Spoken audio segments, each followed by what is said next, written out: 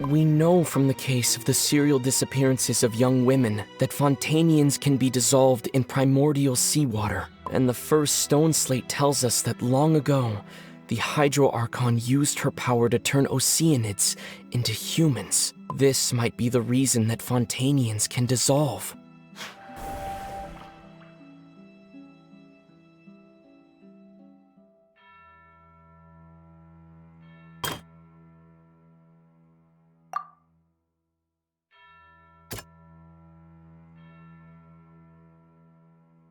That doesn't sound quite right. Let's think about this some more.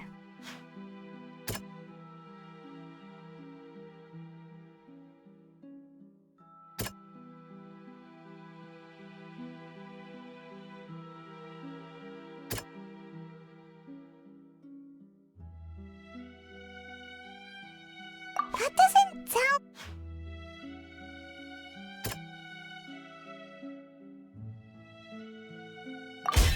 Perhaps what is about to take place has all happened before. The true sin of the Hydro Archon that Nervalet mentioned, and the original sin cast down on the people of Fontaine by Celestia, as recorded on the stone slates.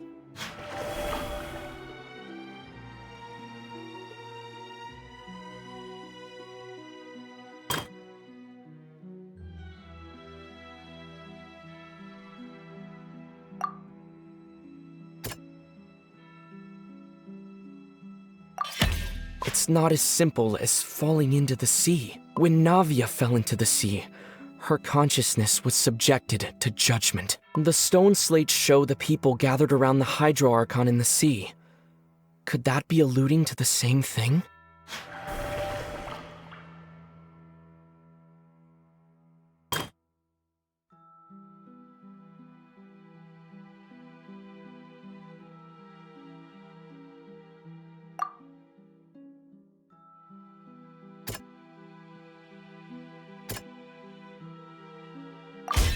The prophecy from the stone slates found its way into society, but not many people believed it at first. The fortress of Meropide was nearly flooded with primordial seawater, which we know can cause Fontanians to dissolve. It seems increasingly likely that the prophecy may come true. If we hadn't dealt with it in time, things could have gone very badly. They'll dissolve into the primordial sea but won't cease to exist. Their essence will flow in the seawater, converge, and take the form of an Oceanid.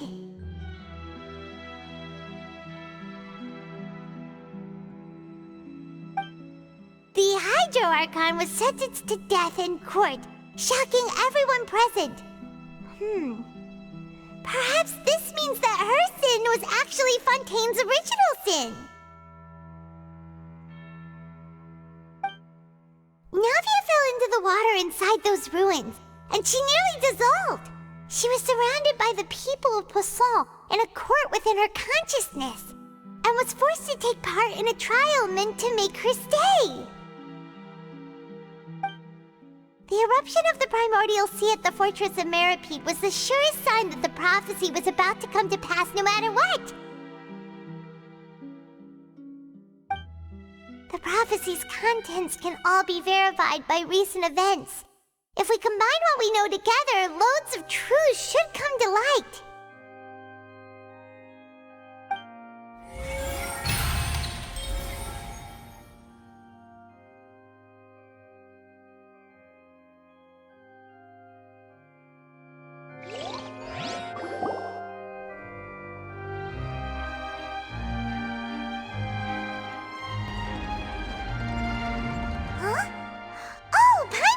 Now, so that's how you can make sense of it. But then it feels like we're going to have to share some truly shocking revelations. Let's hear them. Incredible! Linny, did you hear that? We're not real humans. All Fontanians were originally created by the late previous Hydro Archon, with Oceanids as their basis. The evidence for that can be found in how only Fontanians could dissolve in primordial seawater, and how all the girls Vacher dissolved were also turned into Oceanids. Oh, and according to Navia, when she was about to get dissolved, she also saw everyone gathered around for a trial, all of them in the shape of Oceanids. Indeed. Yeah, and it follows from the content of the first slate that she probably anchored Celestia by creating humans without prior permission. That could also explain why the Oratrice judged the Hydro Archon to be guilty. It's to account for that ancient sin. The Hydro Archon's true sin was creating us? And yet, after many hundreds of years, the Hydro Archon's creations have turned around to try to judge the Archon within the Opera Epiclese. The twists of history are often the most unexpected of all. Yeah, isn't the image here just like when Navia fell into the sea? So wouldn't it be trying to show the image of the Hydro Archon also falling into the sea once the prophecy has been fulfilled in the fourth slate? In the end, the people will all be dissolved into the waters, and only the Hydro Archon will remain weeping on her throne. Only then will the sins of the people of Fontaine be washed away. Did Paimon get all that right? You've made some keen deductions. I must say, given how much you still don't know, it is impressive that you've already managed to connect so many pieces of the truth. However, while you were able to decode all the information on the slates, they've also been etched with an additional layer of hidden information using a different power source. When we were at the ruins, I tried to decipher the hidden information recorded in the slates. But since we only had 3 slates at the time, I was unable to come to a full conclusion. Now that the slate collection is complete, I shall make another attempt to decipher the narrative recorded within. If everything goes well, we should finally be informed of the unadulterated truth.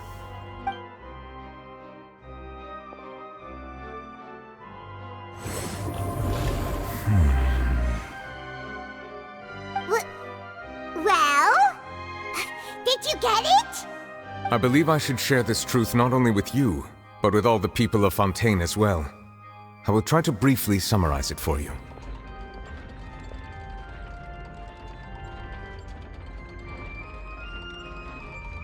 Your hypotheses regarding the origin of Fontainians and the sin of the Hydro Archon were both correct. In the Fontaine of old, the previous Hydro Archon sensed the yearning of her Oceanid familiars for life on land.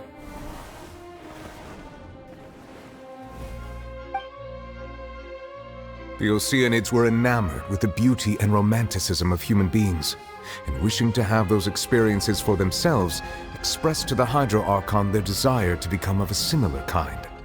However, even though water as an element is intricately linked with the power of life, the Hydro Archon, as one of the 7, did not possess the authority to create a new form of human life. Not one to give in, she eventually found a way to create permanent humanoid bodies for her familiars by appropriating the power of this planet's primordial sea. She poured primordial seawater into the Oceanid's blood vessels, creating humanoid mimics in the process. But if Fontainians were to ever come into direct contact with water from the primordial sea, the power within their bodies would escape these artificial restraints and return to the sea. As a result, their forms would collapse, and they would be reverted to their original forms as Oceanids. Of course, the Hydro Archon never received permission from the heavenly principles to create a new human race.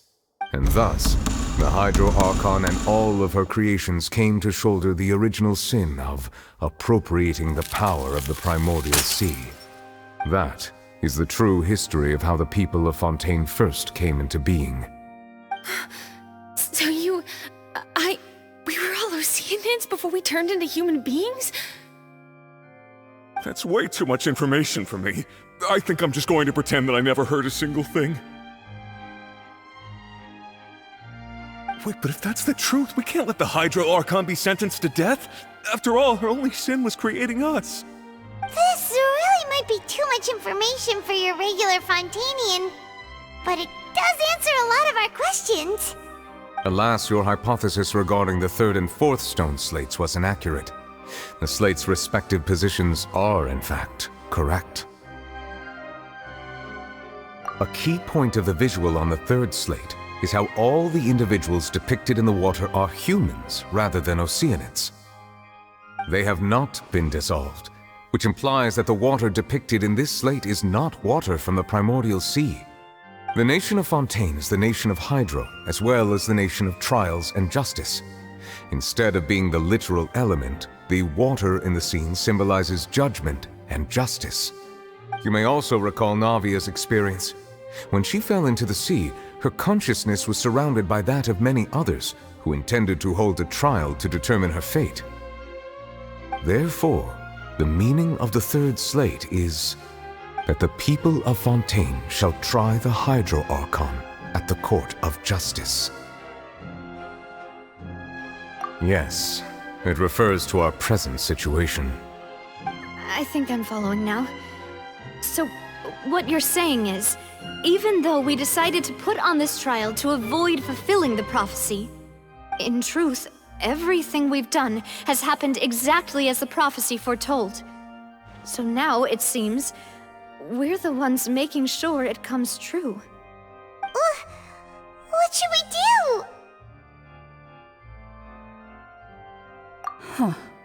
No matter what, the prophecy will be fulfilled. Is this what it feels like to be a prisoner of fate? If that's the case, does that mean the scene in the fourth slate will also be fulfilled soon? Traveler, I would like to point out another small fallacy in your deductions. About the fourth slate, you probably thought that the eruption of primordial seawater beneath the fortress of Meropide served as the surest sign that the prophecy was about to come to pass, yes? However, I believe that rather than being a sure sign, that eruption could in fact only be a small warning of something far worse to come. As for the root cause of the catastrophe, I believe you've already encountered it once before.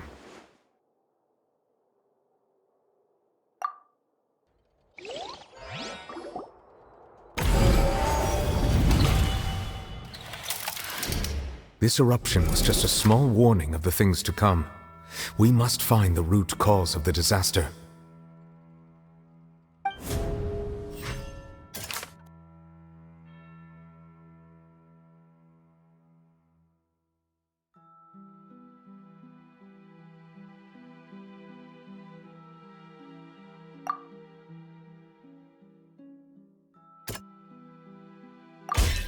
It was both dream and reality.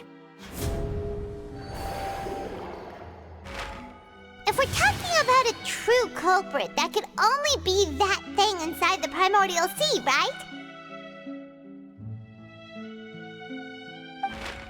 The truth, the original sin, the trial, and the root cause of the disaster.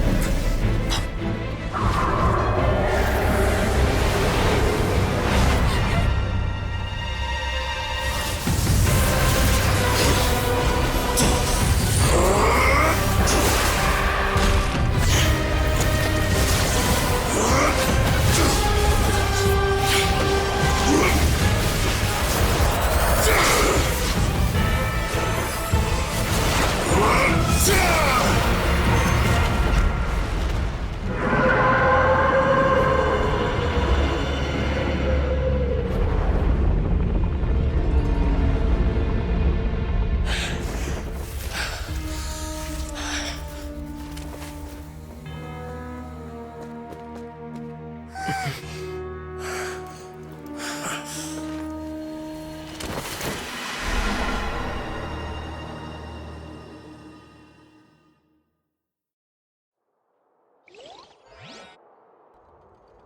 was way too close! How did that thing just burst into the Opera House? Wait, was that the huge whale you saw in your dream? So we've met it at last. I understand very well why it has chosen to make an appearance here. That whale does not belong to Teyvat. It is a monster that has traversed the stars, weeping all the while. It has been greedily consuming the energy from the planet's primordial sea, using it to grow. That is the main cause for the rising sea levels. And once it has finished consuming all of the energy contained within the sea, its next step will be...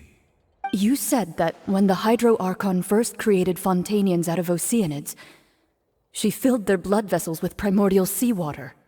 Precisely.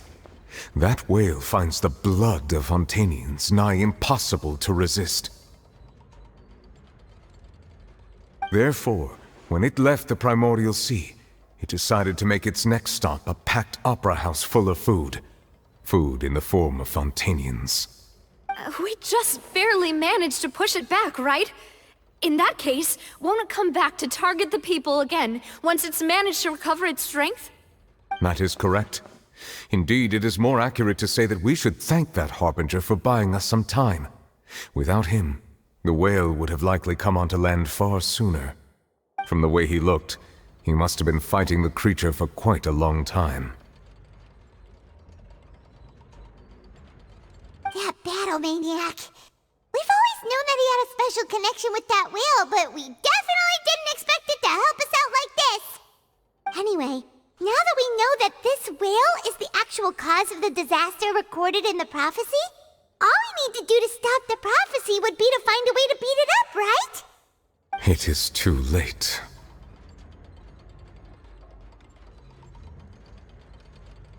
It had already absorbed too much of the primordial sea's energy before we could notice it. At this point, it has become practically integrated with the sea itself. Even if the entirety of Teyvat were to be destroyed, it could still survive and swim off towards some other world. That's not something I will accept. We've already done everything we can, and we even found the true culprit.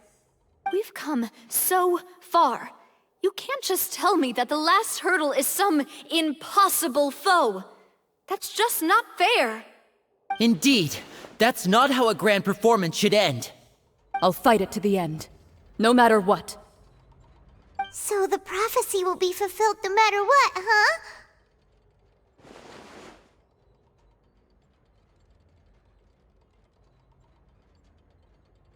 The prophecy.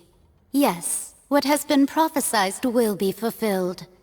You may view such things as the history of the future.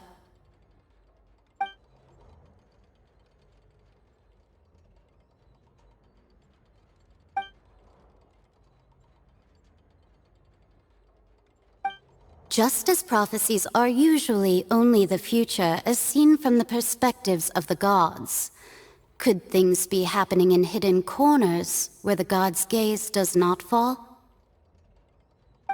Ultimately, fate shall serve as your only guide, no matter what will happen in Teyvat's future.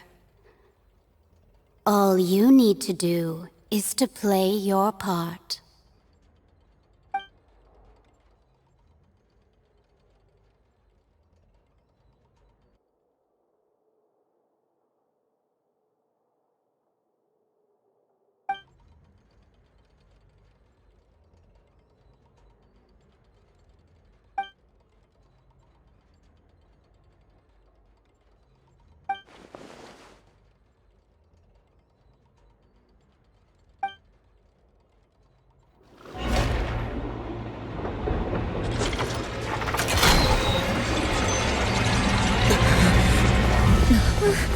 What's happening with the oratories?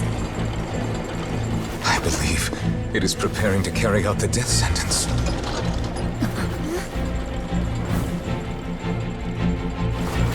Furina!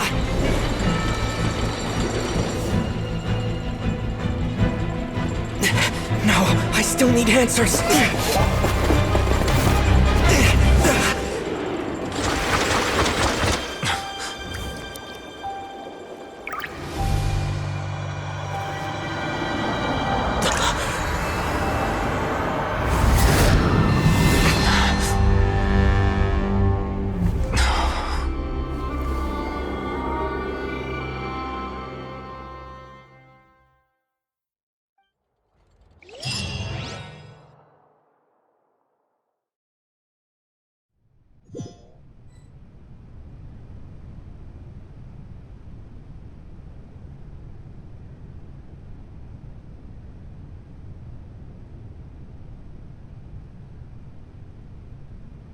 You...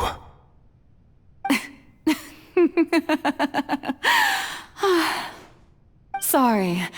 That shocked expression on your face is just too amusing. I couldn't help myself.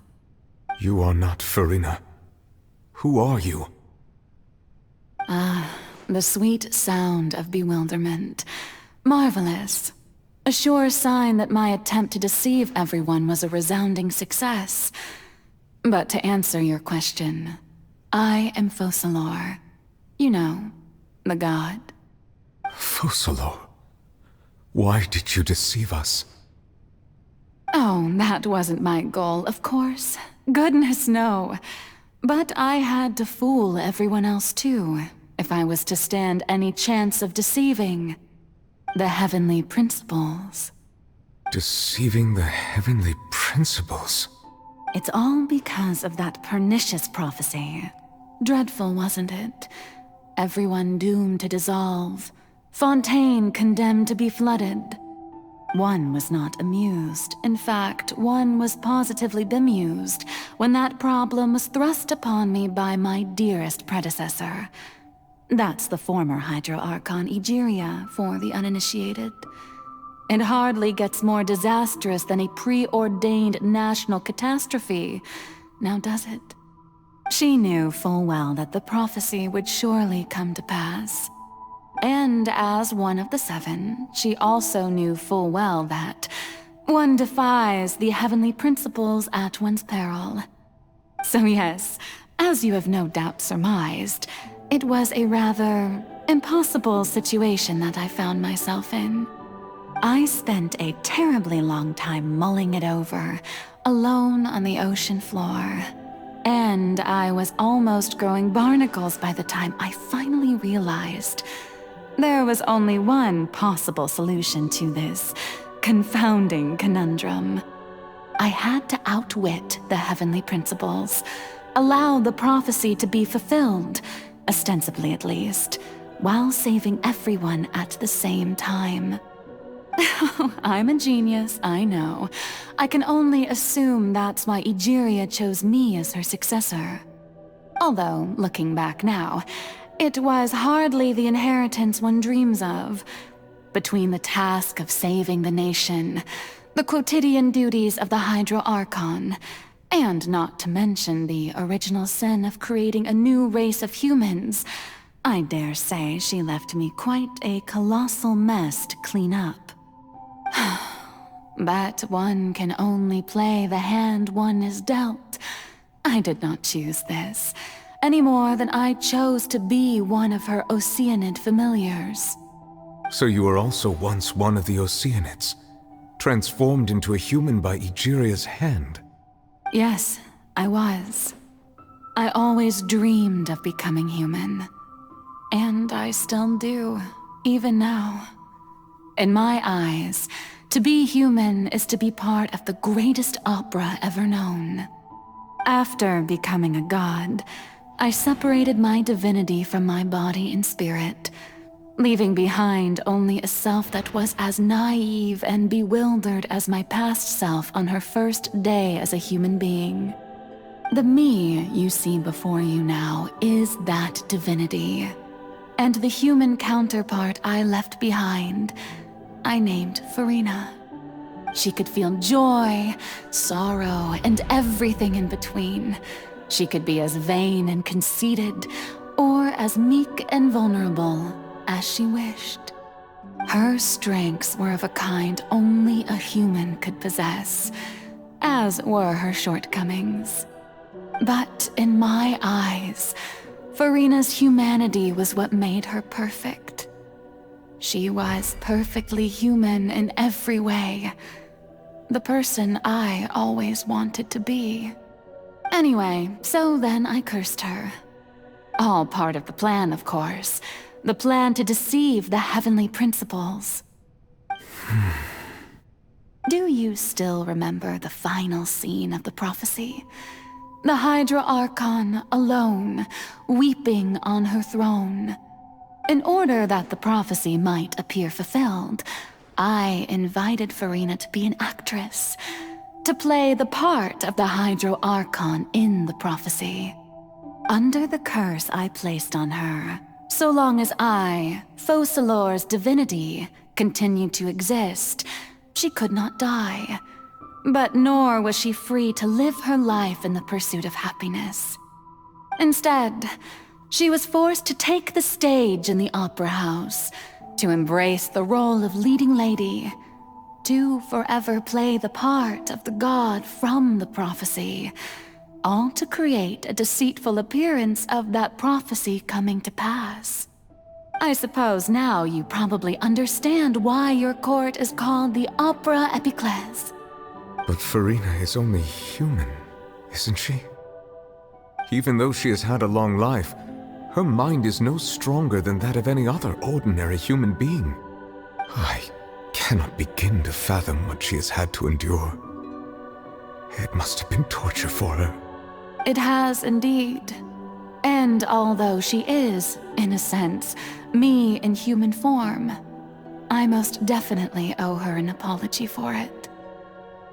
It's been 500 years, and all along, she's been playing her part in the most unimaginably long, unbearably lonely, and agonizingly painful opera of all time.